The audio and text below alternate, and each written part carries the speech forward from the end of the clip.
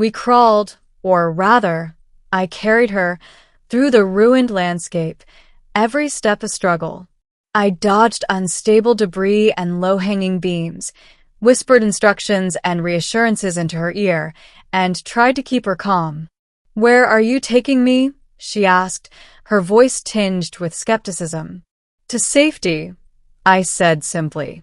"And you're staying alive. That's non-negotiable." Her laugh was bitter, short, and dry. "Safety?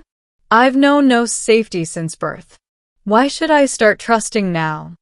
"Because I said so," I replied, hoping my stubbornness would match hers. Hours passed. The fire of the battlefield faded into a starry night, and the world seemed to shrink around us. Her breathing slowed, and I realized she was exhausted, not just from crawling, but from surviving. Her pride, her body, and her mind had been pushed to the edge.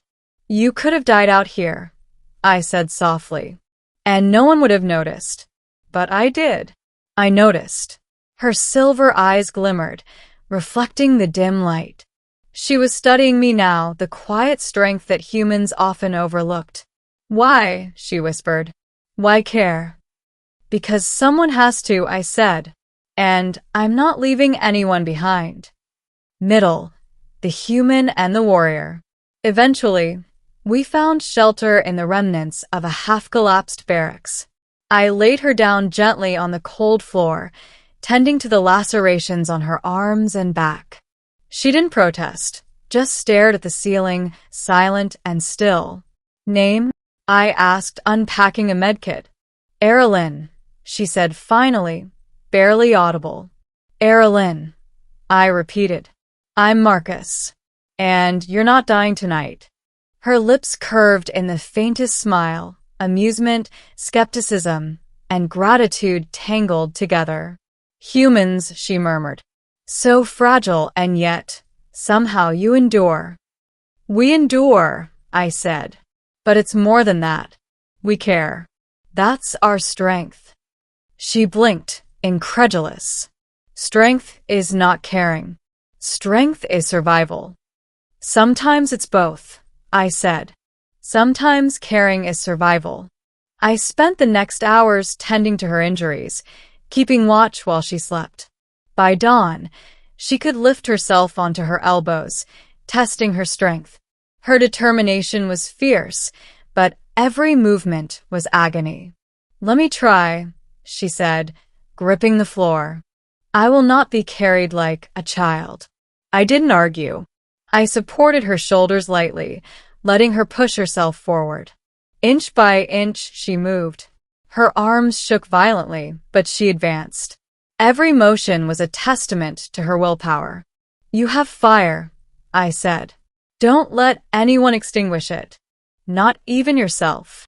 She paused, looking at me. "You choose to see something I don't even see in myself." "Because I believe in it," I said. "And I believe in you." Her silence was long, but her eyes softened. That night, for the first time, I felt a flicker of trust. The turning point, redemption and resolve. Word reached the remnants of her army that she had survived. Some came looking, but only to mock. They found her not crawling, not begging, but moving forward with me beside her. "She's a human project now," one officer sneered. "Abandoned by blood and bound by loyalty to some weak earthling." Erilyn didn't respond. She simply looked at me and straightened, testing her legs against the support of her mechanical brace I had managed to jury-rig from debris. "You think you can fight again?" one officer laughed. "I will," she said. The fire in her eyes matched the day she was left for dead. "Not for you. Not for your approval. For me. And for him." I stood behind her, silent, letting her make her own declaration. For the first time, I saw the warrior she truly was. Not a girl defined by what she had lost, but by what she refused to surrender. Ending, a new beginning. Weeks passed.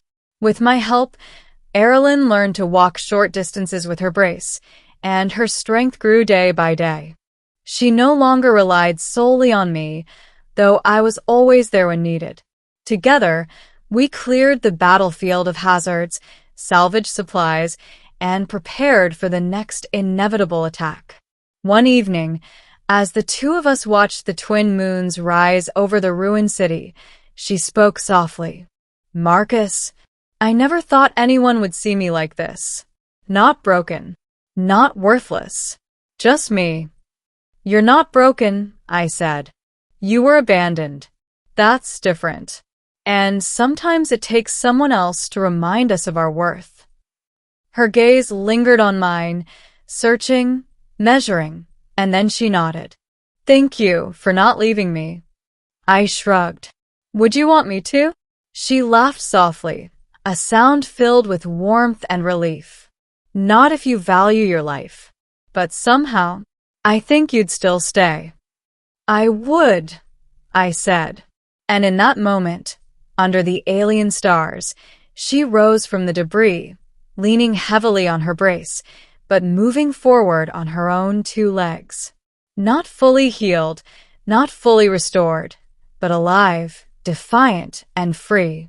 The human had lifted her once, yes. But in the end, she had lifted herself.